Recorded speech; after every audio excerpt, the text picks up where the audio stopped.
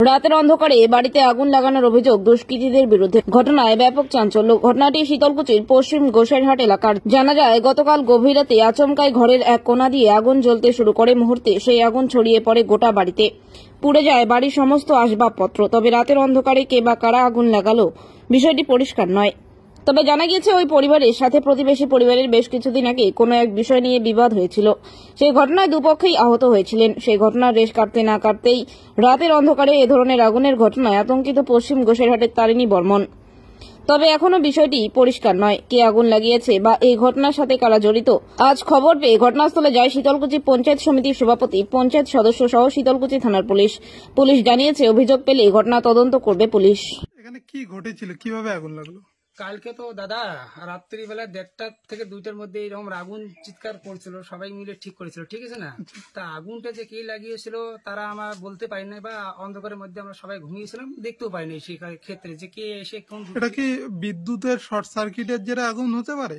না না না, এটা বিদ্যুতের কোনদিন আগুন হতেই পারে না। বিদ্যুতের আগুন হলে হয়তো ঘরের চালে লাগবে, উপরে লাগবে। সেই জায়গায় এখানে আমাদের সিনটা ছিল, কয়েকটা পোয়ালের কারিয়া ছিল, 20টা-25টা, সেই জায়গায় আগুনটা লেগে পুরোটাই উপরে লেগে গেছে। আর বিদ্যুতের কারেন্টে যদি লাগতো সেই জায়গায় উপরে ফ্যানের চালের উপরে হয়তো সেই আগুনটা লেগে যেত, চালে লাগতো, নিচে এতটা লাগতো না। নিচে দেখো কত বেড়া টেরা এইসব পড়ে আছে, এইসব তো আপনারা দেখতেছেন। ক্ষয়ক্ষতি কি হলো? ক্ষয়ক্ষতি কি, এই যে আমাদের ঘর আছে, সুখে আল্লাহ যত জামা কাপড়, আইয়ার কার্ড ছিল, অনেক কিছু পেপার টেপার ছিল, এখানে তো পড়েই আছে এইসব, ঠিক আছে না? আনুমানিক কত টাকার ক্ষয়ক্ষতি?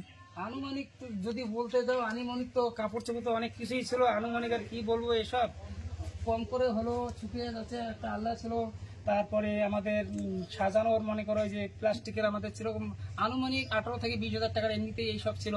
আর মূল্যবান কোনো জিনিসপত্র ছিল? মূল্যবান জিনিসপত্র হয়তো বউয়ের আমার কানের জিনিস ছিল, ও তো হসপিটালে, ও তো এইখানে রেখে গিয়েছিল। এখন তো এই জায়গায় কোথায় খুঁজবো, সব তো ছাই হয়ে গেছে আগুন লেগে। মানে কাউকে সন্দেহ করছেন আপনারা? সন্দেহ বলতে কি, সন্দেহ বলার মতো তো কাউকে আমরা দেখতে পাইনি, যেটা কথা। আর সেক্ষেত্রে হচ্ছে যে আমাদের একটা মারপিট হয়েছিল, সেটা 22 তারিখে। আর আগুনটা লেগে গেছে আমাদের মনে করো কালকে 30 তারিখে, আর আজকে রাত্রে মনে করো। সে জায়গায় আমরা কাউকে দূষিত বা এইরকম দেখতে পাইনি আমরা, যেটা কিন্তু এই ধরনের আগুনটা হয়ে গেছিল। তার আগে আমাদের 22 তারিখে একটা পুরো ধরনের মারপিট এইখানে হয়ে গেছিল, ঠিক আছে না? সেই বিষয় নিয়ে আমরা যাকে দেখিনি তাকে আমরা দাবি করতে পারবো না।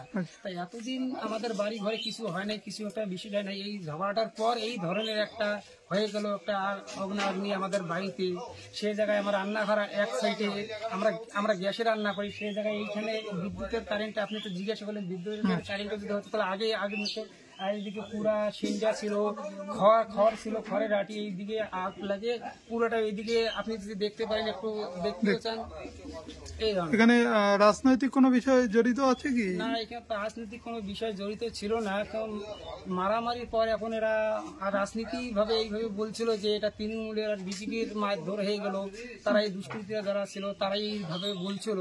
কিন্তু আমরা তো কোনো পার্টির দল বা কোনো বিজেপি বা কোনো তৃণমূলের থেকে না, আমরা তো সাধারণ মানুষ। ইট ভাটায় বিদেশে গিয়ে কাজ করে আসি, ইট ভাটা থেকে আসছি, আমাদের ঘর নাই, একটা ঘরের জন্য দিতেছি। এই যে রড আমরা বেঁধেও রেখেছি, সাথে দেখো আপনার প্রমাণও আছে। আমরা এইটুকুই, জাস্ট আমরা খালি শ্রমিক, আমরা খালি কাজ করে খাই, জাস্ট আমরা ভোটার একটু। আর আমরা কোনো পার্টির দল বা কোনো নেতৃত্বের থেকে আমাদের কোনো এইখানে সম্বন্ধ নাই। আর কেউ পাড়া প্রতিবেশীও সেটাও বলতে পারবে না যে আমরা কেউ পার্টির তরফ থেকে আছি বা কিছু বিষয়ে পোস্টে আছি, এই ধরনের না। কারণ আমাদের বাড়ি ঘর